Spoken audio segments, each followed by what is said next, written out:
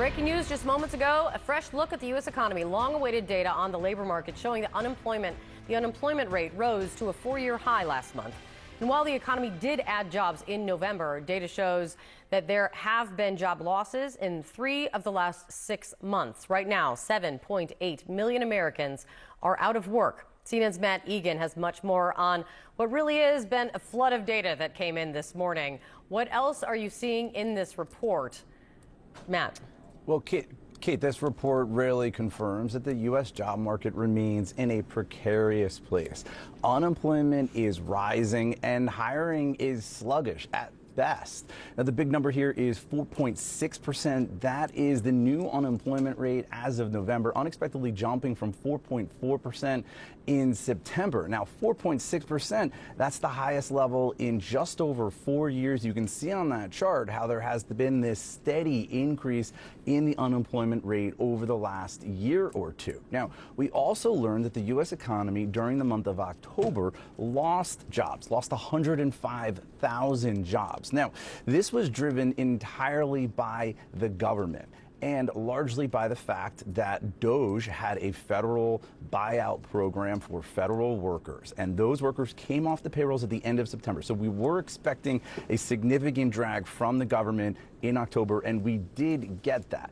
Private sector hiring in October was positive. This was all about the government. In November, the only piece of slightly good news here is that hiring did rebound during the month of November. The U.S. economy adding 64,000 jobs. That's a bit ahead of the forecast of 40,000. However, there were also more negative revisions. September was revised slightly lower.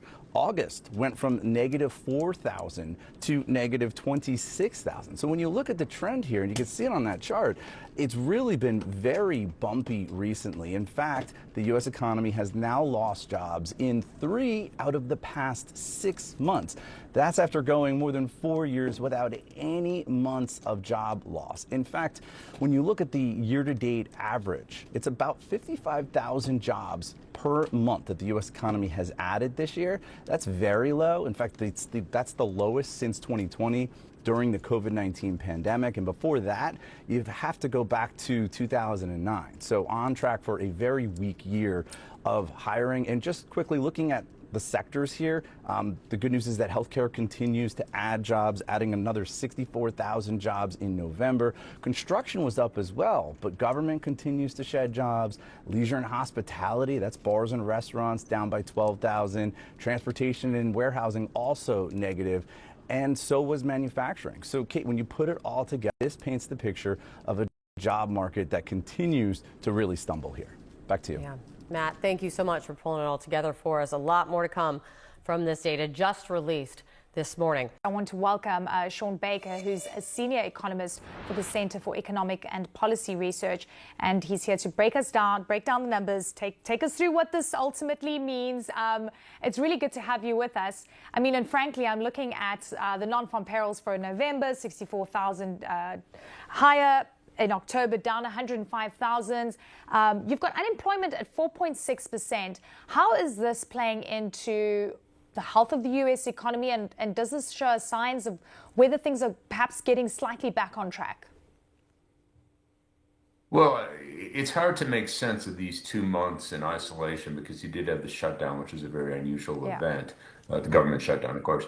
But if you look at the longer term trend, we clearly have a weakening labor market. So many of us, meaning economists, we're focused more on the household survey, the unemployment data, because we know the labor force is growing much less rapidly due to conscious policy, immigration. You know, we've reversed the Trump administration is trying to deport people and slowed immigration to a trickle. But a 4.6% unemployment rate is unambiguously bad news. And you look inside that, you know, different measures, the employment rate, Trump's made a big point of saying, okay, we care about native-born workers. The unemployment rate for native-born workers is 0.3% above the year-ago level. You look at other measures, the number of people, multiple job holders, it's at 5.8%, the highest it's been since the 90s. That suggests people feel they need additional jobs. Wage growth has slowed 3.5% year over year. It had been around 4%. With an inflation rate around 3%. We'll find that on Thursday. That means very little real wage growth. So it's definitely a weakening labor market. So the last 2 months, again, are hard to figure, but taking a longer period, there's no doubt the labor market is definitely weakening. Yeah, I mean, it's very messy on the data front, as you say. I want you to listen to Caroline Levitt yesterday after Caitlin Collins had asked a question around why the Trump administration is playing down the cost of living experience for Americans. Take a listen to this. If the economy is as strong as the president has said it is, then why is he telling parents 2 weeks before Christmas that they should only buy 2 or 3 dolls for their children? Look, what the president is saying is that if we want products made right here in America, if we want them to be made from American small businesses, which is a large part of the reason the president has effectively implemented tariffs, then we're going to have better quality products right here in the United States. Maybe you'll pay $1 or $2 more, but you will get better quality and you'll be supporting your fellow Americans. So, Dean, this is super interesting because she's talking about reindustrializing the economy and increasing manufacturing jobs. By the way, manufacturing jobs are actually coming under pressure. And then, of course, she actually went on to start talking about inflation, that it's slightly lower, but it is still sticky. I'm wondering whether you believe the Trump economic policy is causing short-term pain, or would you say it's longer-term pain that is going to be inflicted? Well, it's certainly causing short-term pain, and we continue to lose manufacturing jobs. We're down about 70,000 year over year. We lost jobs in November, manufacturing jobs in November. It's maybe they'll turn around. It's hard to see that. Again, I referred to wage growth slowing. That's not a good story. As economists, we like to look at what people are doing rather than what they're saying. I think I mentioned before, the number of multiple job holders rose to 5.8%, the highest we've seen since 1999, and that's a long time. Very different labor market. People aren't quitting their jobs. The quit rate's down to a share of people quitting. Unemployment due to quits is 11%. It was at 13.8% back in 2018, 2019 when we had a comparably strong labor market. These are not signs of a strong labor market. So again, sure, anything could happen going forward, but it doesn't look good with all the data we have in front of us. The Fed cutting rates by 25 basis points last week. Are you expecting that these numbers are perhaps, showing that there's a need for more rate cuts and deeper rate cuts in 2026? I would, given the data we have today, I would say more rate cuts would certainly be warranted. Now, on Thursday, we get the inflation data. We'll have to see what that looks like.